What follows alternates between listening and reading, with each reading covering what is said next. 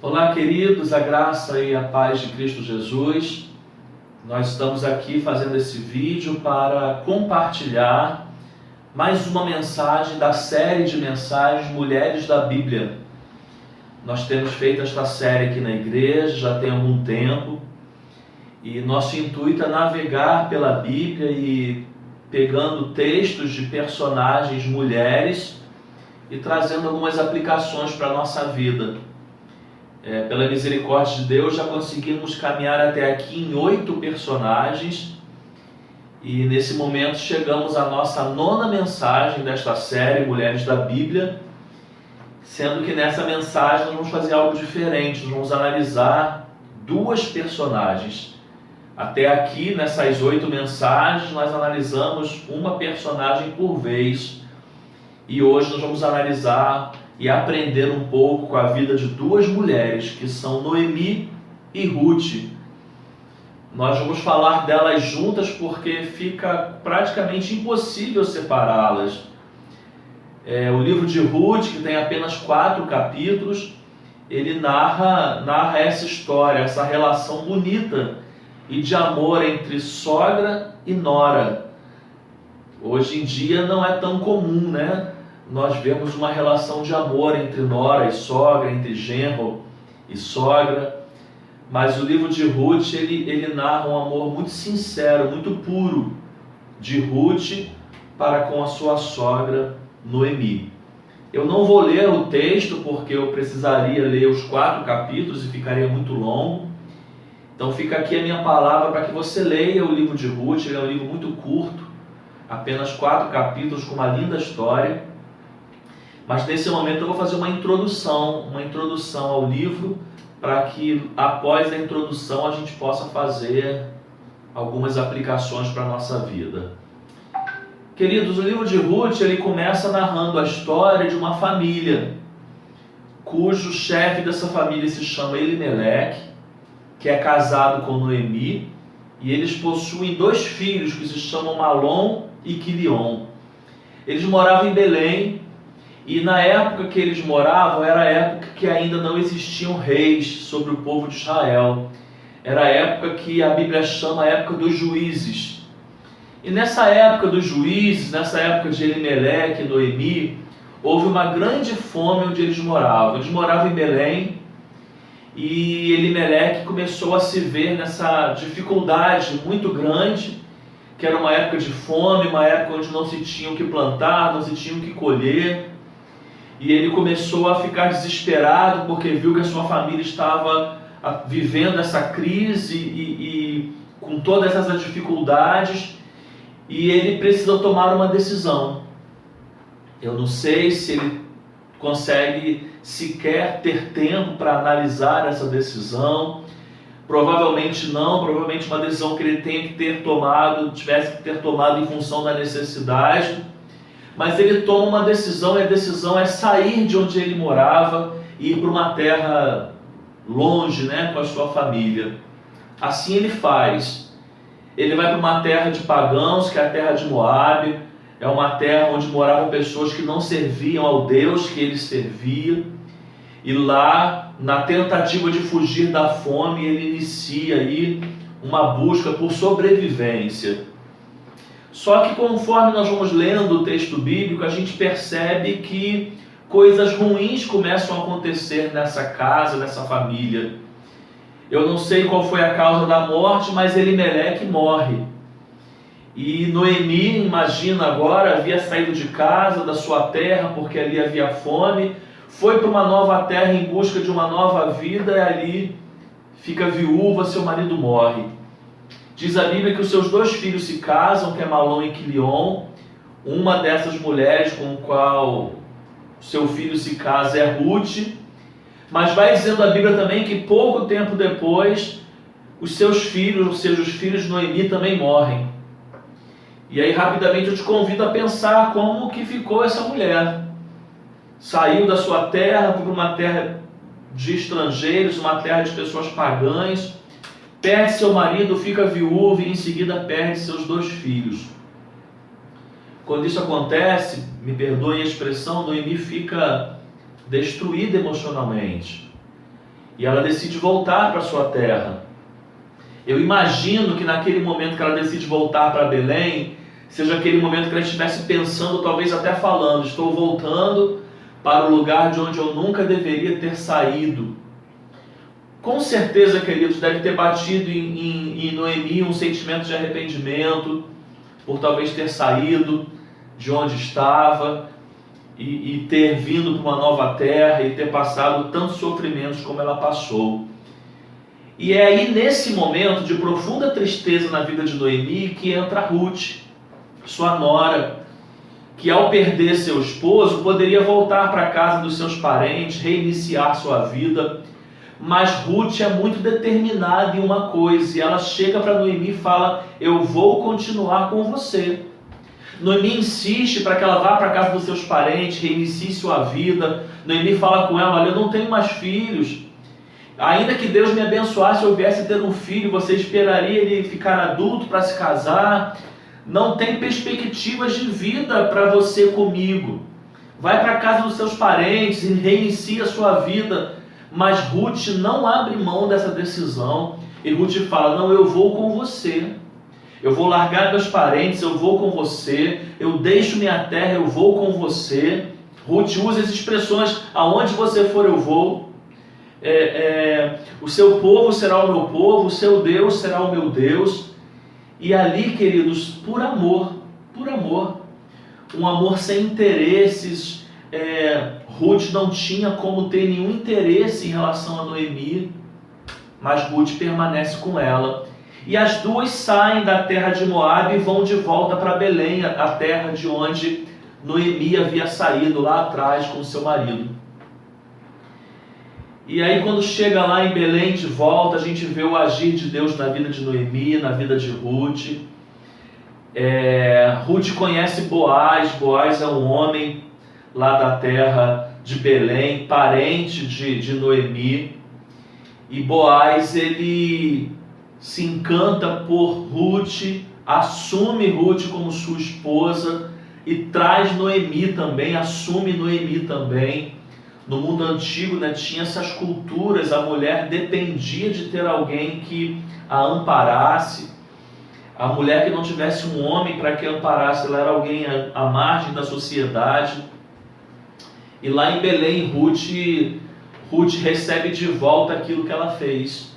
Ela agiu com amor em relação a Noemi, e alguém age por amor em relação a ela.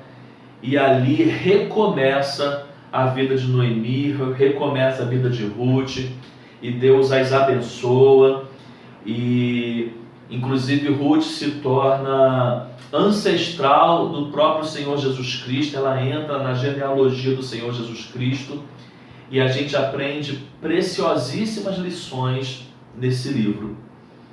Queridos, feita essa introdução, eu quero fazer algumas aplicações desse texto para a minha, para a sua vida, e espero também que para a vida de tantos quantos estejam nos assistindo e venha compartilhar também sobre isso no nosso pequeno grupo. A primeira dela, meus irmãos, é que nenhuma tomada de decisão é fácil. Por isso, precisamos buscar sempre o direcionamento de Deus. Repetindo, nenhuma tomada de decisão é fácil. Por isso, precisamos buscar sempre o direcionamento de Deus. Ruth capítulo 1, versículo 1 diz: na época dos juízes houve fome na terra. Um homem de Belém de Judá, com a mulher e os 2 filhos, foi viver algum tempo nas terras de Moabe. Irmãos, assim como acontece comigo, eu tenho certeza que acontece com você. Não é sempre que nós temos muito tempo para tomar as nossas decisões. Às vezes a gente tem pouquíssimo tempo. Como nós costumamos dizer, às vezes nós precisamos tomar uma decisão para ontem. Às vezes a gente precisa agir e se posicionar para ontem. Eu não sei quanto tempo Elimeleque teve para poder analisar, para poder pensar na sua decisão. Mas ele estava numa situação de desespero. Eu sou pai, eu sou o provedor da minha casa e eu sei o quanto é desesperador para um homem ver a sua casa em necessidades e talvez não conseguir supri-las. Elimeleque começa a lidar com isso, não tem comida, seus filhos estão passando fome, sua mulher passando fome, olha para o campo, não tem o que plantar, não tem o que colher, e ele se vê numa situação de desespero, não só ele como a sua casa, e ele é obrigado a tomar uma decisão, e imagino que ele não teve muito tempo para tomar essa decisão. Situações como essa, devidas às suas proporções, cada um na sua particularidade, nós também passamos. Às vezes chegam circunstâncias na nossa vida que a gente precisa se posicionar, que a gente precisa tomar uma decisão, que a gente precisa escolher para qual lado ir, o que fazer. Querido, seja aquilo mais simples que esteja nas nossas mãos para tomar a decisão. Tenhamos muito tempo ou pouco tempo. A primeira lição que eu quero compartilhar com os irmãos para que possamos aprender é que seja o que for, nós precisamos buscar o direcionamento de Deus. Há pouco mais de 2 anos atrás eu tive uma tomada de decisão que não foi fácil fazer, e foi no meu período de sucessão pastoral aqui na Primeira Igreja Batista em Barra Mansa, onde eu já fazia parte de uma igreja, eu era um dos pastores auxiliares desta igreja, eu exercia um ministério de gestão ministerial na vida desta igreja, eu estava com a minha casa, com a minha família, morando numa cidade, morando em um lugar, e de repente veio a possibilidade da mudança. Queridos, mudanças não são fáceis. É lógico que eu não estava passando fome, é lógico que eu não estava passando por necessidades como Elimeleque se encontrava, mas eu me via vivendo a experiência de uma tomada de decisão. E naquele momento, eu de forma alguma poderia tomar essa decisão sem buscar o direcionamento de Deus. E buscar o direcionamento de Deus não significa que o lugar para onde você vai, mesmo sendo da vontade dele, não seja um caminho que não tenha obstáculos, que não tenha dificuldades. Às vezes você vai tomar uma decisão que você buscou confirmação em Deus e também vai encontrar obstáculos no meio do caminho. E nenhuma mudança é fácil, e aquilo que você vai viver é uma interrogação, porque você não sabe o dia de amanhã, só Deus sabe o dia de amanhã. E é importantíssimo que em qualquer mudança a gente busque o direcionamento de Deus. Eu estou para mudar de emprego, é isso que o Senhor quer para a minha vida? Esse emprego vai talvez me levar para uma outra cidade, eu vou tirar minha família do local onde ela se encontra. É isso que Deus deseja? Esse é o plano de Deus para a minha vida? Ou é algo que está somente no meu coração e não está no coração de Deus? Queridos, nós precisamos ter o nosso coração linkado com o coração de Deus, nossa mente ligada na mente de Deus, nossas vontades submissas à vontade de Deus. Eu posso te afirmar uma coisa aqui, eu vou supor. Vamos supor que fosse da vontade de Deus que Elimeleque ficasse na terra onde ele se encontrava, mesmo que essa terra estivesse passando fome. Eu só tenho como supor, eu não posso tratar isso como um fato. Eu não sei se essa poderia ser em algum momento a vontade de Deus para Elimeleque. Mas eu quero te dizer uma coisa.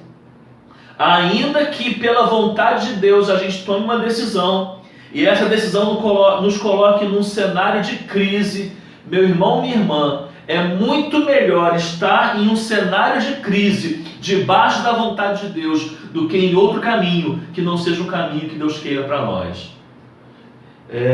Eu não sei se Elimeleque consultou ao Senhor, eu não sei se ele naquele momento abriu mão de buscar as suas vontades, para buscar a vontade de Deus, eu não sei.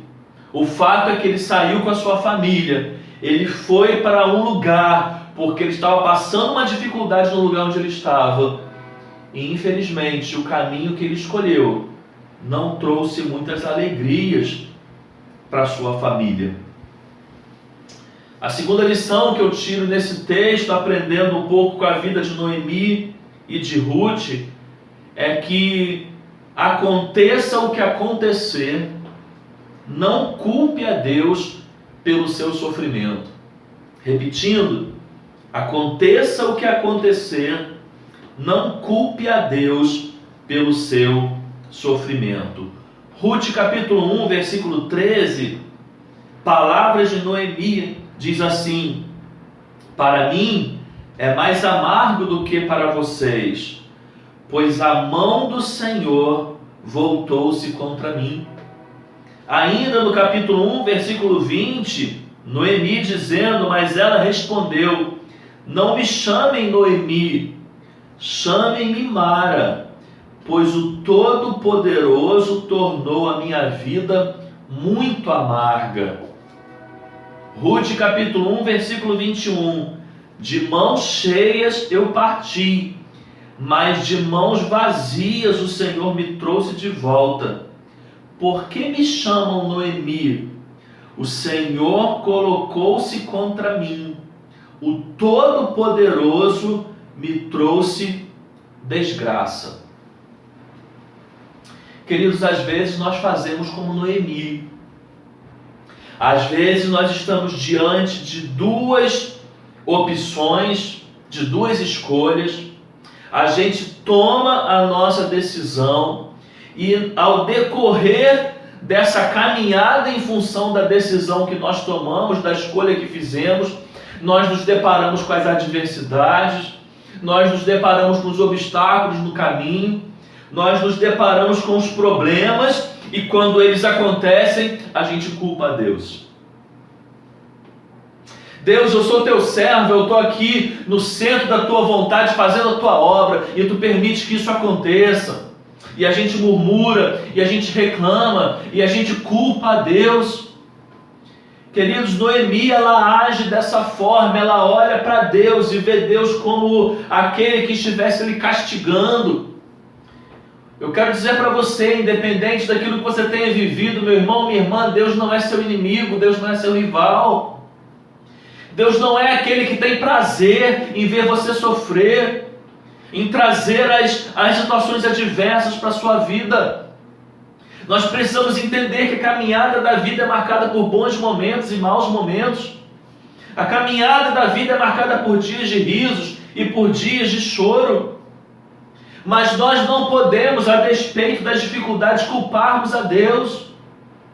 Deus, ele é o nosso escape, Deus é o nosso socorro. Deus é a nossa fortaleza, é o nosso abrigo, Ele não é nosso inimigo. E muitas vezes até as dificuldades que surgem na nossa vida surgem porque mais à frente Deus tem um propósito.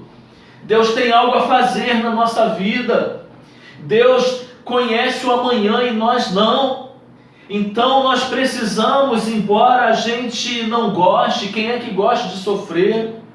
Quem é que gosta de passar pelas tempestades? Nós precisamos aprender que ao passarmos pelos momentos difíceis, Deus precisa ser o nosso refúgio e não o causador, não o culpado daquilo que nós estamos passando. A vida de Noemi, queridos, e de Ruth também nos ensina que até mesmo nos momentos de grandes adversidades, existem motivos para expressarmos nossa gratidão a Deus. Repetindo, até mesmo nos momentos de grandes adversidades, existem motivos para expressarmos nossa gratidão a Deus. Ruth capítulo 1, versículo 16. Ruth, porém, respondeu: não insista comigo que te deixe, e não mais acompanhe, pois aonde fores eu irei, aonde ficares eu ficarei, o teu povo será o meu povo, e o teu Deus será o meu Deus. Em outras palavras, esse tópico está ensinando para a gente o seguinte: olha, ainda que esteja tudo ruim, tem motivo para ser grato. Queridos, você consegue acreditar ou consegue assimilar que realmente não tenha nada que não possa nos levar a agradecer? Você consegue pensar para si mesmo que está tudo ruim? Queridos, tudo é muita coisa. Tudo é muita coisa. Até mesmo nos momentos de dificuldade, nós encontramos motivos para agradecer a Deus. Olha para a vida de Noemi. Ela perdeu seu marido.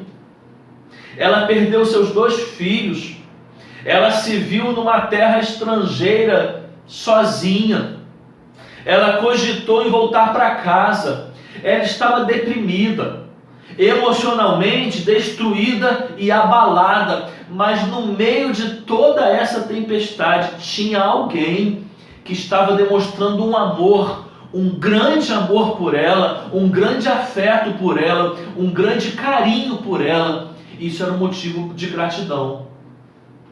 Você consegue entender que até mesmo nas situações difíceis, Deus nos concede algo para que a gente seja grato? Queridos, é no meio de uma tempestade que a gente pode olhar para a família, pode olhar para quem está do nosso lado, e embora percebamos que esteja tudo ruim, tem coisas boas acontecendo, a gente pode ser grato. A murmuração é algo muito ruim na vida de qualquer pessoa. A palavra de Deus nos fala muito sobre não murmurar. E eu quero nesse momento, trazer uma palavra. Talvez você esteja vivendo um momento mais difícil da sua vida. Talvez você esteja vivendo um momento de grande tempestade. Não fique o tempo inteiro reclamando. Não fique o tempo inteiro murmurando. Não olhe para a sua vida só na perspectiva do que está tudo ruim. Comece a enxergar o que Deus tem te dado de motivo para agradecer. Você tem vida? Pois é. Muitos gostariam de ter a vida que você tem e não tem mais. Queridos, você tem saúde. Você tem condições de ir à igreja, de cultuar a Deus, de sair com a sua família. Eu não estou aqui querendo trazer nenhum apelo emocional para você, mas muitos gostariam e não têm condições, porque estão prostrados numa cama, num leito, porque estão passando por momentos de enfermidades. Ano passado eu perdi minha irmã, em março do ano passado, que por 12 anos lutou contra o câncer, e o último ano de vida dela foi muito difícil, foi um ano de muita prostração, porque a enfermidade veio muito forte, e eu lembro quanto minha irmã lamentava, porque gostaria de estar, por exemplo, aqui em Barra Mansa, me visitando o irmão, vendo a igreja do irmão. Eu lembro que algumas vezes eu fui visitar a minha irmã na casa dela, e aí ela falava, olha, tal dia eu vou lá, hein? Eu vou lá assistir o culto, eu vou lá visitar você, só que a doença não deixava ela vir. Quantas vezes ela teve vontade de ir à igreja e a doença não deixou? Queridos, às vezes você está reclamando por tanta coisa. Eu não estou sendo insensível aos seus problemas, mas você pode cultuar a Deus, você pode sair com a sua família, você pode sentar à mesa com seus filhos, você pode aproveitar as coisas boas que Deus te dá, e você só foca a sua mente em reclamar. A gente precisa, nós seres humanos de uma forma geral, a gente precisa aprender a reclamar menos e agradecer mais. Agradeça pela vida, agradeça pela família, agradeça pela saúde, agradeça pelo emprego. Talvez você esteja murmurando tanto do seu emprego, talvez você saia todo dia de manhã bem cedo para trabalhar com um peso nas costas, reclamando muito do emprego que você tem. Meu irmão, se você estivesse desempregado, como estaria a sua vida? Hoje o recurso que você tem para sustentar sua casa é esse emprego. Se você não tivesse, como estaria a sua casa? Como estaria a sua família? Eu não estou dizendo que você não deva desejar o melhor. Eu não estou dizendo que você não deva pedir a Deus para que Deus te abençoe. Faça isso, estude, busque se aprimorar naquilo que você faz. Peça a Deus para que te dê um emprego melhor. Peça a Deus para que te livre dos problemas que você tem passado. Mas agradeça aquilo que você tem. Agradeça aquilo que Deus te deu. Porque a todo momento Deus nos concede bênçãos. Deus cuida da gente dos detalhes, irmãos. Quando você consegue trabalhar a sua mente para que ela não fique focada só nos momentos ruins, mas nos momentos bons, você vai perceber que Deus é um Deus que cuida de nós no detalhe. É no detalhe que Deus cuida da gente, é nas coisas pequenas que Deus cuida da gente. Ele tem cuidado de mim no detalhe, eu tenho certeza também que Ele cuida de você. A quarta lição que nós tiramos, queridos, dessa história entre Ruth e Noemi é que semear amor na vida de alguém nunca será em vão. Repetindo, semear amor na vida de alguém nunca será em vão. Capítulo 1, versículo 16 de Ruth. Ruth, porém, respondeu: não insista comigo que te deixe e não mais acompanhe, pois aonde fores eu irei, onde ficares eu ficarei, o teu povo será o meu povo, o teu Deus será o meu Deus. O que Ruth está fazendo aqui, queridos? Ruth está semeando amor na vida de Noemi. Olha, irmãos, a maior marca que um cristão precisa ter é o amor. Se tem algo que nós, como cristãos, nunca podemos deixar de fazer, é semear o amor. Ruth poderia ter deixado ela sozinha, ter no máximo dito palavras de bênção: olha, vai em paz, volte para a sua terra, que Deus te abençoe. Mas Ruth vai além. Ruth semeia amor naquela vida. E é lógico, querido, isso é o mais importante, é quando você semeia sem esperar nada em troca. É quando você semeia sem interesse. Porque hoje em dia tem muita gente que semeia o bem na nossa vida, semeia o amor, mas semeia por interesse. E Ruth não age por interesse. Que interesse ela poderia ter numa mulher que tinha perdido seu marido, seus filhos, estava voltando para sua terra pobre, sem nenhuma herança? Só Deus sabe o que ela iria encontrar lá e como ela iria viver. Não há nenhuma relação de interesse, é um amor puro. É um amor sincero que Ruth demonstra por sua sogra, mas ela semeia amor na vida dela, e aí entra o Deus abençoador, que assim como agiu na vida de Ruth, age na nossa vida. Porque o amor que ela semeia na vida de Ruth, ela recebe, porque chega lá, Boaz também semeia amor na sua vida. Queridos, você quando semeia amor, você colhe amor. É impossível, queridos, você semear as sementes do amor e não colher. Se você tem colhido algo hoje que você não tem gostado, reflita nas suas sementes. Traga à memória as suas sementes. E se você lá atrás semeou errado, comece a semear de novo. 1 Coríntios capítulo 13, versículo de 1 a 3. Ainda que eu fale a língua dos homens e dos anjos, se eu não tiver amor, serei como o sino que ressoa ou como o prato que retine. Ainda que eu tenha o dom de profecia e saiba todos os mistérios e todo o conhecimento e tenha uma fé capaz de mover montanhas, mas se eu não tiver amor, eu nada serei. Ainda que eu dê aos pobres tudo o que possuo e entregue o meu corpo para ser queimado, se eu não tiver amor, nada disso me valerá. Não vamos continuar lendo o texto, mas o texto vai dizendo: o amor tudo crê, tudo espera, tudo suporta. O amor jamais acaba, o amor não se ensoberbece, o amor não busca os seus interesses. É isso que está aqui nessa relação. Amor verdadeiro, amor sem interesse, amor sem buscar os interesses próprios. Uma linda e bonita atitude de amor de uma nora para uma sogra. E terminando, queridos, a quinta lição e última desse texto, desse livro: Deus é um Deus de recomeços. Repetindo, Deus é um Deus de recomeços. Quando eu olho para essa história, eu aprendo que a providência de Deus, grave isso, a providência de Deus sempre será maior que a tragédia humana. Repetindo, irmãos, e que isso seja uma palavra de Deus na sua vida agora. A providência de Deus sempre será maior que a tragédia humana. Qual o tamanho da circunstância que você tem vivido?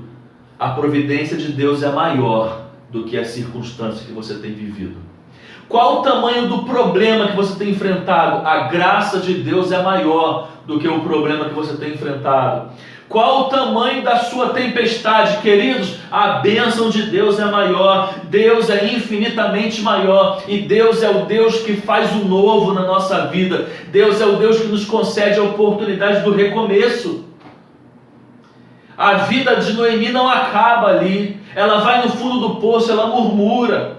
Deus poderia falar, agora que eu vou castigar você, já que você está murmurando, reclamando. Não, queridos, Deus não faz isso. Deus abençoa a vida dessa mulher, Deus permite que ela recomece a sua vida, e Ruth também junto com ela pode assim também recomeçar a sua vida. Deus é um Deus tão gracioso e tão bondoso, irmãos, que Ruth se casa com Boaz. E assim como aconteceu lá com a prostituta Raabe, quando nós pregamos, Ruth entra na genealogia de Jesus.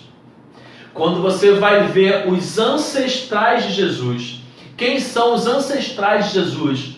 Ruth entra na genealogia de Jesus.